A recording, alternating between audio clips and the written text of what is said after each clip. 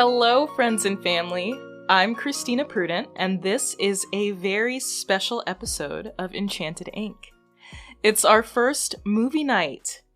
I thought it might be fun to take a break from the usual routine every once in a while and talk about the film adaptations of some of our favorite stories we've covered on the show.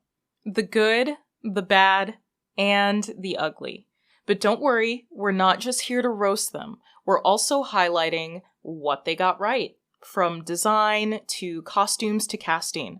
So maybe grab yourself some popcorn, sit back and relax, because today we're watching Percy Jackson and the Olympians, The Lightning Thief. Now, first of all, I want to start out by saying that I actually like the Percy Jackson movies.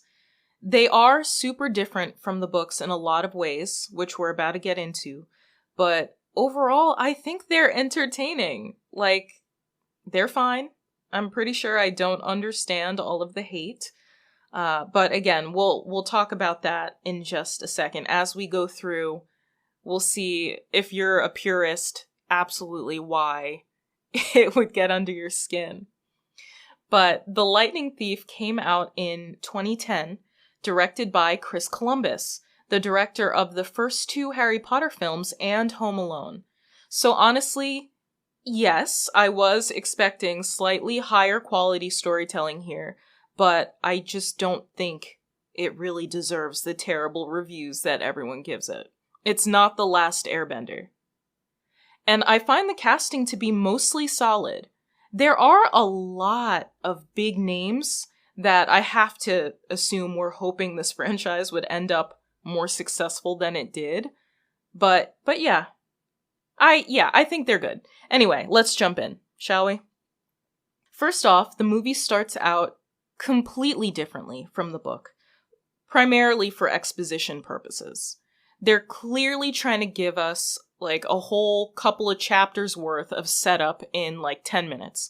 So we first see Poseidon, played by Kevin McKidd, come up out of the water at Coney Island and walk to the Empire State Building to meet Zeus, who's played by Sean Bean, who also played Boromir in Lord of the Rings.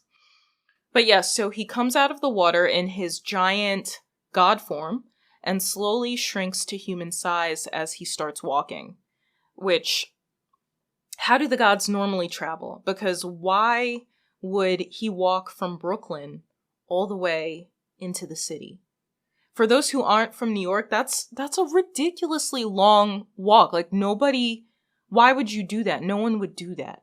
But, okay, anyway, he gets there, and they meet up on the observation deck. And so a few notes about this scene.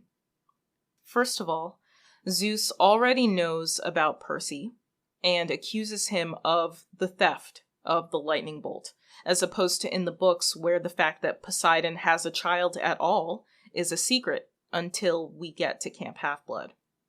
So that means that we lose the big reveal of Percy as Poseidon's son.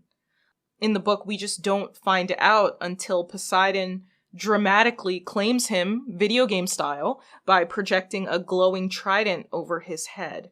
So that's kind of annoying, because that was such a big plot point. But, again, it's a movie we haven't got all day, so fine, but it just seems like a wasted opportunity. And then lastly, I guess for this scene, the biggest thing that stuck out to me is that it's already 2 weeks to the solstice. So we've cut a smooth, month off of the entire storyline already. So, blah, blah, blah, they argue. We establish that Zeus is a completely unreasonable hothead. And now the stage is set for the rest of the story. Yeah, again, I'm not super mad at this scene because we're given a lot of valuable context in a short amount of time. But as we'll see, some of these choices just seem unnecessary after a while. But alright, so next scene, we open up on Percy at school, played by Logan Lerman. And it's a high school. Percy is 15, 16 instead of 12, and we kind of see why they probably made that change a little bit later, but I'm not with it. It's annoying. I feel like we lose a lot of the value and context of his achievements and personal growth by making him older right at the beginning. And then also, if you think about the course of the Percy Jackson books, it doesn't make sense. Like, they would have had to have known that they weren't going to make movies for all of the books, because a big plot point is his coming of age at 16. So, whatever. But we also meet his best friend Grover, who's played by Brandon T. Jackson. And these castings, I like. I really do like Logan Lerman as Percy Jackson. He looks the part. He's a good actor, and he's got charisma. I hate it sounds so. He's got moxie, but yeah, he's engaging. Let's put it that way. So anyway, yes, we're at the school, and his teacher, Miss Dodds, teaches English instead of math. Another arbitrary change, but I guess it's to introduce her and the dyslexia in one shot. Although really, we could have started with Mr. Brunner, because that feels like a missed opportunity to establish that relationship sooner. But, okay. We then see that Percy lives at home with his mom, Sally, and his stepdad, Gabe. And this scene is really just to establish Gabe as a scumbag. His mom is just super passive about the fact that Gabe is ready to square up with her young son at any given moment, but we also know from the books that he's abusive anyway. So it's, I don't know, yes, we understand that he's abusive and Sally takes it, but I just feel like even in the books, she was more protective of Percy than this. I think they just treat the whole situation a lot more casually than they did in the books, especially having Gabe be more confrontational with Percy than with his mother. But I kind of do get it as well. It's still a kids' movie, so they don't necessarily want to make it too heavy by openly addressing the domestic violence angle. Next up, we have the field trip to the museum. And I kind of love this part. The museum scene is pretty cool. We finally meet Mr. Brunner, played by Pierce Brosnan, and not only is it action-packed, but there's a ton of exposition here between Brunner, Percy, and Grover. We learn that Percy can read ancient Greek, that Miss Dodds is a Fury and thinks Percy stole the lightning bolt, and pretty much everything else that Zeus and Poseidon already talked about on the rooftop, so it's a little bit redundant, but just the action part alone, the fight scene was pretty fun, and we see a bit of Percy's and Grover's humor, so I like that about it. So now that we have like 80% of all the backstory that we'll need for the rest of the movie, we see Percy and Grover rush home to warn Percy's mom, and they ultimately hop in the car to head to Camp Half-Blood. Now, we have another dramatic action scene. The Minotaur battle is different and definitely a bit shorter than I anticipated after having read the book, but it does get the job done. And I'm not that mad at any of the fight choreography or the CGI effects here. It definitely still holds up in 2020. And I've seen worse. My biggest problem with this scene is that the death of Percy, well, death in quotes, of Percy's mother is completely de-emphasized. It just kind of happens, and then he and Grover keep it moving. That's his mom. You know what I mean? It just doesn't make a ton of sense that he wouldn't really react. I would have even been happy with a cliche, slow-mo, look back, oh no, type of moment or something. But they run through the barrier and into the camp.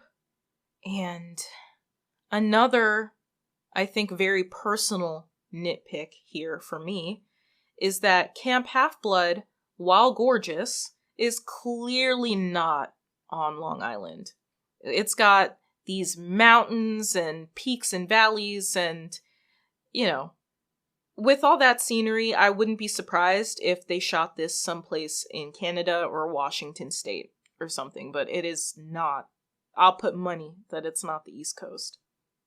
Anyway, in the next scene, Percy finds out that Mr. Brunner is a centaur, but it's not that compelling because we only just met him for a second before this, and so there's no establishment of him and Percy being close. You know, it's not some big secret because we never saw them interacting really before the museum. So again, I think it would have made more sense to focus on his class in the beginning rather than Miss Dodd's. The Poseidon reveal is also not exciting since we learned that in the first minute of the movie, but it is cool to see the cabin. The Poseidon cabin in this movie is, I don't know, it's weird. Like, it's more of a long cabana. It doesn't have walls, really. So it's decorated nicely, but it seems impractical to me. But I did like what they did with the design, given that weird artistic choice to not include walls. But one thing that we do know from the books is that Camp Half-Blood always has mild weather that they control. So there's that, I guess. And that's how they know that Zeus is angry and looking to start a war, because at some point it begins to rain and storm at Camp Half-Blood, and they're like, oh my god. But yeah, so then we also learn that it's now 10 days until the solstice. And I remember thinking, I can't wait to see how they try and reconcile the timing, because none of this makes sense anymore. So now we meet Annabeth, played by Alexandra Daddario. And I had seen her before, but for me, her biggest claim to fame, really the only other movie I've seen her in, is San Andreas with The Rock. But yeah, so she plays Annabeth, and Luke is played by Jake Abel. And we meet them during Capture the Flag. Although at this point, we haven't heard about the other cabins yet, and also, how hard would it have been to make Annabeth blonde? I know that that's super minor, but little things like that always irk me. Like, if we have the budget to turn James Bond into a centaur, then we can probably get your girl some highlights. They ended up doing it in the second movie anyway, but alright. It's fine. So, okay, they're fighting, capture the flag, all of that. And then, hearing the disembodied voice of Percy's dad is new and weird and unwelcome. As he's saying, so Percy gets hurt and he whispers, "Go to the water. It will give you power." Like, why though? What's wrong with letting Percy figure some of this stuff out by himself, like he did as a 12-year-old in the books? And also, has this been an option for Percy's whole life? Can all the gods do this, but then choose to completely ignore their kids instead? But anyway, so Percy makes it to the water, and he's not only suddenly healed and energized, but an amazing fighter, too. We see a little bit of it when he gets the sword in the museum, but it turns out that he's a natural. And after fighting through a couple of the members of the red team, they all collectively give up, and he walks over and captures the flag. I don't understand why they even bothered to change this from how it happened in the book, but I guess it's how they chose to introduce us to Annabeth, and how she's one of the strongest fighters at the camp. But then it gets weird anyway, because at dinner, Annabeth comes right out of the gate flirting. And that's weird and unwelcome too. Like, that's just not how her character acts at all. They just wanted to push the love interest thing, even though, again, in the books, they are only 12 years old, and this weird sexual tension rightfully does not exist, because it shouldn't. And even the author, Rick Riordan, was not pleased that they felt the need to incorporate this weird, sexy angle into his children's story. So that happens. And then Hades appears out of the bonfire as a winged demon devil and starts indiscriminately throwing fireballs. Like, again, can all the gods do this? Have we just been relying on the honor system to keep these kids safe this whole time? But anyway, he immediately reveals that Percy's mother isn't dead and makes a dramatic ransom demand for the bolt, and then just disappears again. So here we have some more seemingly arbitrary changes when they could have easily stuck to the book. This is where Percy decides to run away rather than the Oracle granting him a quest as it does in the book. So, like, why? Like, they had permission. Why is it necessary to this story for them to run away? And Annabeth randomly decides to tag along, even though she just met him that morning. Because remember, they've cut like a month off the overall timing, so that throws everything off. Because in the books, he and Annabeth have known each other for weeks by this point. And now that we know that A, Hades does not have the bolt as originally suspected, and B, Percy's mom is still alive, the whole mission is suddenly about rescuing his mom. So what is the reason for changing the driving force of the plot just for the movie? I think it would have worked just as well if we thought that Hades had the bolt. And sidebar, we're about to leave the camp and they still have not explained the other demigod kids and the cabins. Also, where is Mr. D? Where's Dionysus? They just wrote him out entirely. So, okay. All of that, we've got that behind us. And I'm nitpicking, honestly, a lot more than I thought I would. So while I did like these movies, having reread the books, I get it. I get it now. But, so they go see Luke, who is openly bitter about the gods, and also lives alone in his own tent rather than in the Hermes cabin for whatever reason. I guess because they did not bother to explain about the cabins. And he gives them a pair of winged sneakers, a shield, and a map to Persephone's pearls, which is what they're going to go find so that they can go see Hades, as opposed to in the book where they're just trying to get to the underworld to get the bolt back from Hades, and they happen to be gifted the pearls by a water spirit. So that's different too. Like, the pearls are turned into, you know, the main part of the mission, which, again, like, the plot was okay the first time. I'm not sure why, even from a movie perspective, in the interest of saving time, it would have been faster to just have a water spirit hand Percy 3 pearls than to go through all of this. But alright, the pearls do provide a reason for them to hit all of the landmarks on their way to California, rather than just happening across them. So they go on their way, and they first head to Auntie M's Emporium. And in comes the movie magic to square away some other lingering inconsistencies. Recall that Auntie M's Emporium is seemingly a statue and sculpture retailer, right? So they find Greek drachmas in a fountain and steal them. And so that solves the money problem, since they ran away rather than making this an official quest, so they didn't get the supply package that they had in the books. We see Uma Thurman as Medusa, which is fine.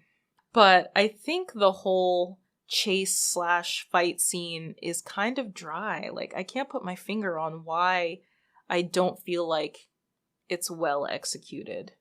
Maybe the stakes aren't high enough or something. It's not super believable to me, but ultimately Annabeth drives a truck into the store to distract Medusa so Percy can cut her head off rather than Grover flying by on the sneakers, as he does in the book. Another sidebar, Annabeth has lived at Camp Half-Blood her whole life, so why does she know how to drive? We don't know, but that's fine. Oh, and I forgot to mention that this is also where they pick up the first pearl. So now they have a truck, and are evidently old enough to drive it, so that solves the other issue of how they will get across the country in just 10 days.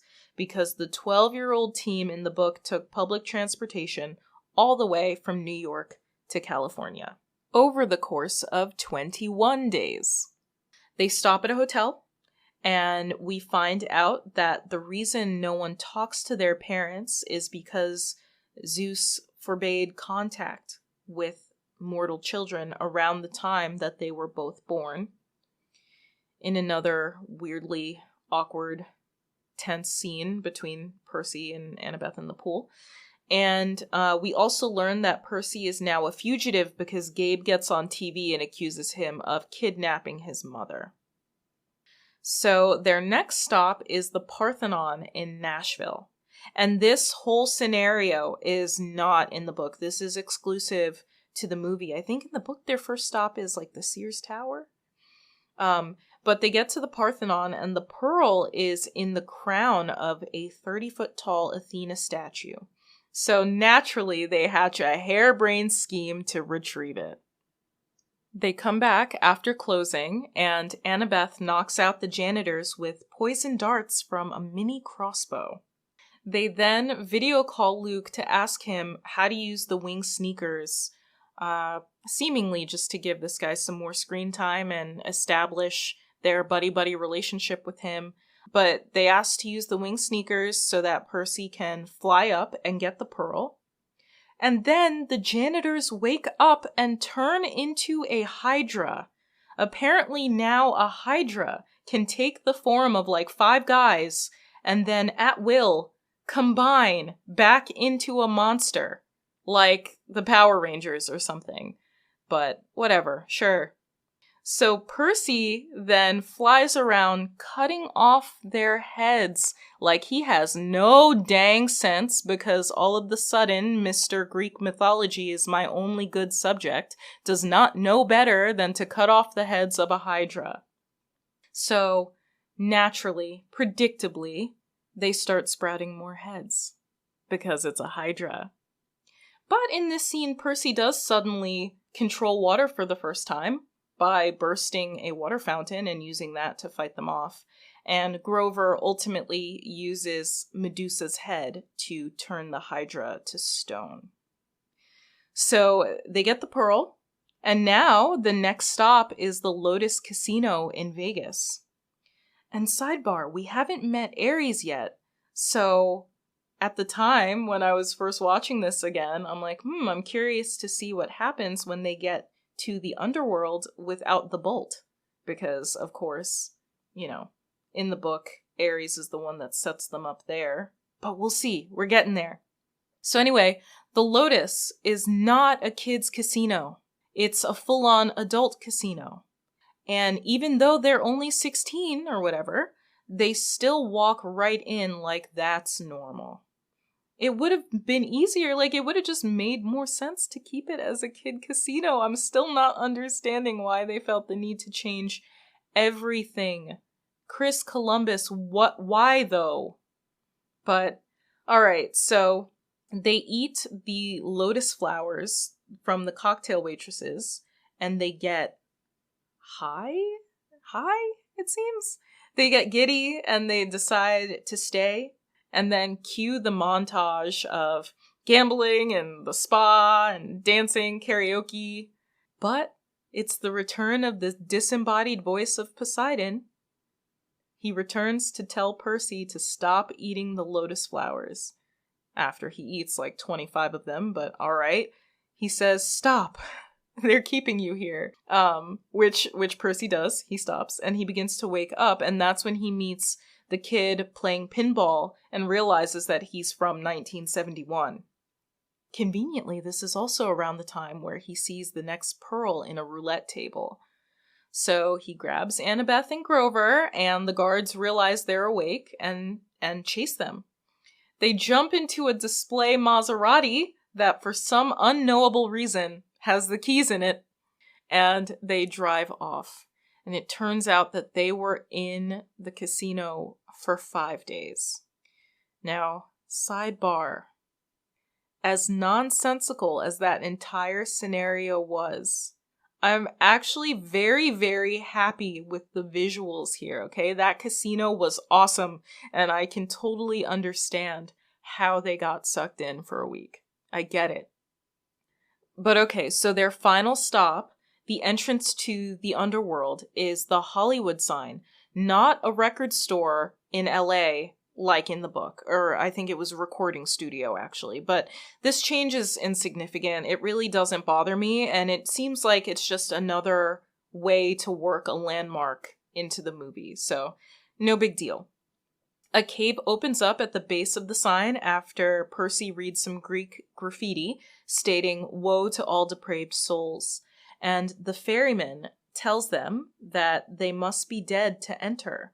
So Grover tries to bribe him with American dollars, and he burns all of their money. So Percy gives him the remaining gold drachmas, and they're allowed to board the boat into the underworld. So a couple things here about this scene that seem worth noting. They're floating through the air on the river Styx rather than an actual river, which, obviously a creative choice. They wanted to be different and I guess unique, but ultimately still unnecessary in my mind. But they do get a full view of the underworld. And as I said, the effects in this movie are not all that bad. I thought it looked really good. Although it seems weird that they needed to... Well, it's not that weird. In all of the mythology, it does say that you need to pay the ferryman. So it's not even really a bribe, unless you count the fact that they're not dead. But anyway, so they arrive to the palace and are immediately confronted by hellhounds. But then Persephone, played by Rosario Dawson, calls them off and greets the team. She brings them straight to Hades, who's played by Steve Coogan. And this is another little tidbit that's just not in the books, but I'm kind of fine with it. Like, we don't meet Persephone in The Lightning Thief originally, but it makes sense. Remember from our Greek gods episode that Persephone was kidnapped by Hades and forced to live in the underworld with him for half of the year. So, that's important later. They work that into the story. Another thing is that they go for the whole rock music equals the devil association by having Hades dressed like Ozzy Osbourne, but I'm not gonna fault them for going the obvious route because I feel like option B would have probably just been to have him in a really expensive suit, looking like a funeral director, and this is just more interesting than that. So, anyway, Percy explains to Hades that he's not a thief and he doesn't have the bolt, he just came to the underworld because he wants his mom back.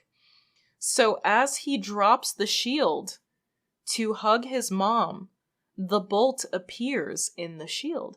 So immediately they know that it's Luke that put it there because there's no Ares in this movie, and Luke is the one that gave them the shield before they left camp.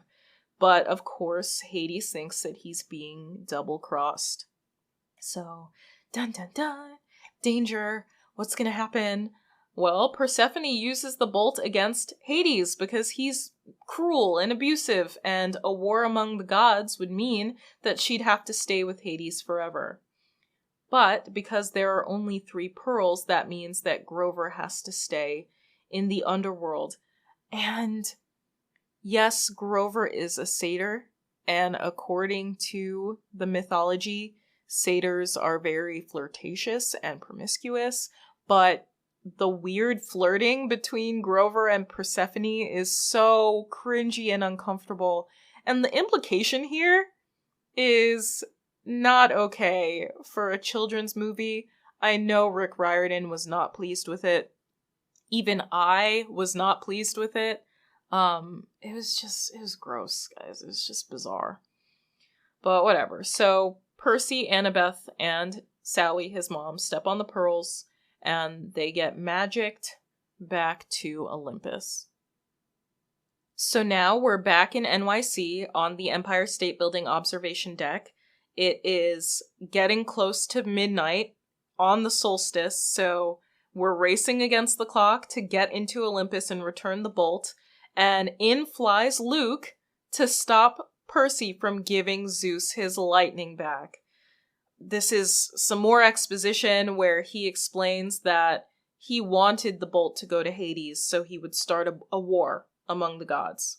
Which, again, different from the books, because in the books, Luke is trying to send the bolt down into Tartarus to Kronos, the Titan, to come back to life and overthrow the gods. But, they save that for movie number 2. So, just to kind of get through this last scene as quickly as possible, not last scene, but we're getting toward the end here. Annabeth and Percy fight Luke. Luke gets a hold of the bolt and uses it against them, and then flies away because he's wearing his own winged sneakers. Percy puts his flying shoes on to battle him, and they just have this long, drawn-out flying battle all through downtown New York City. Honestly, it's too long. None of this is in the book. None of this is necessary. And it seems like they're just trying to drive home the fact that Luke is the evil traitor and insert some more action to go out with a bang. But they really could have cut it down to like half the length and still gotten their point across. So Percy gets the bolt and Luke throws a knife at him and cuts one of the wings off of his shoes and sends him dropping down onto a rooftop. But Percy ultimately uses the water from surrounding water towers on surrounding roofs to attack Luke and create a trident out of water and throw it at Luke, sending him into the river. Whether this is the Hudson River or the East River, I don't know. Doesn't matter. They get back to the Empire State Building and, clock's ticking. There's only a few minutes left. And Percy's mom knows how to summon the elevator to floor 600 to get to Olympus, even though she can't go there. Like, how could she possibly know this? But it's fine. It's a movie. Percy runs in just in the nick of time at midnight to return the lightning bolt. So, what do we see in the throne room at Olympus? First of all, the gods are giants again. They're in their natural form. We finally see Athena, so at least Annabeth gets a little bit of closure since she's been wondering and talking about her mom for pretty much the whole movie. And Percy explains that Luke, son of Hermes, stole the bolt because he wanted the gods to destroy themselves. And for whatever reason, they just accept this with no follow-up questions, even though Zeus was threatening to burn the entire world to the ground not 5 minutes prior. But, alright. So Percy asks Zeus to save Grover from Persephone in the underworld, and he agrees. And Poseidon asks to speak with Percy. So Percy is understandably not the nicest when he gets some one-on-one time with his father. He asks him why he left and never came back. And the answer is that Poseidon was essentially becoming human, and Zeus did not like that. And this is the reason that Zeus passed the law preventing gods from contacting their mortal children. So it makes us at least a little bit sympathetic to Poseidon, which they ultimately just completely erase in the next movie because Percy's trying to talk to him, and we know he's capable of talking back because his disembodied voice has been all up and through this movie for the past 2 hours, but we never hear from him again? So, alright. In the final scene, we're back in front of the gates of Camp Half-Blood, and Percy is talking to his mom, and she says that she kicked Gabe out, although she doesn't turn him into stone like in the books. But alright, I'll take it. And back at camp, Grover has been restored and he now has horns because he's a senior protector. Now there's no mention of him leaving to go find Pan. So that got written out too, which is fine. It's non-essential. But Chiron is not mad at them at all for running away. He's proud of Percy for stepping up. And I don't know, I don't feel like that's necessarily consistent with his character, but then again, we don't know his character because he's only been in this movie for like 5 minutes tops. So lastly, Percy sees Annabeth training and she comes up and tells him, "Welcome home." And grabs his face, is touching it, like caressing it, like she's about to kiss him, but instead grabs his sword and tells him that the first rule of battle is don't ever let the opponent distract you. So awkward. And cold-blooded. Annabeth, you did not have to do that. The end. But not, because in the credits, we do see Gabe open up the fridge at the apartment and be turned into stone by the Medusa head. So they did leave that part in. I just didn't realize it at first because the first time I rewatched this was on Disney Plus and I didn't watch all the credits. So yeah, that's that. I did a lot of complaining this whole time, a lot of nitpicking, but ultimately I give this movie like a B. Maybe a B-, because they definitely squandered some opportunities to really visualize the story in a meaningful way. And as a result, it does come off a bit cheesier than I think it has to, but I don't hate it, like, at all. And based on the Instagram poll that I set earlier this week, a lot of you guys didn't hate it either. As I said, if you're really a purist, if you're really a hardcore fan of the Percy Jackson series, then this movie is probably not for you. But I think that Lightning Thief is just a fun action movie for a rainy day or, on a plane. But that said, I'm definitely looking forward to the Disney Plus adaptation, which seems like it will be taken more seriously. Rick Riordan has a lot more influence into it, and so it will, in my mind, I have to believe that it's going to be a lot more faithful to the books. Plus the fact that it's a series and not a standalone movie, which means we'll have a lot more time to see all of the details and nuances that got cut out of this movie for the sake of time.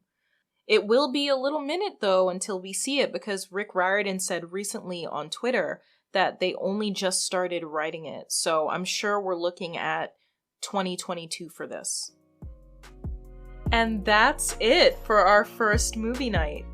You can find me on Facebook, Instagram, and now YouTube at Enchanted Ink Podcast, and on Twitter at Enchanted Ink Pod.